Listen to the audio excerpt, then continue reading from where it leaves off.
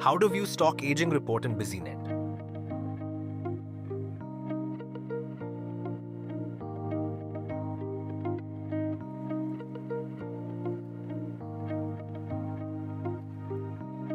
Users can view stock aging report by defining the range, and users can also use multiple filters to view their desired data.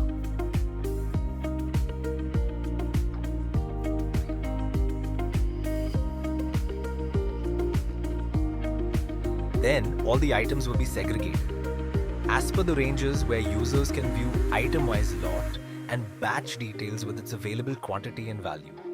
They can also export the report in Excel format.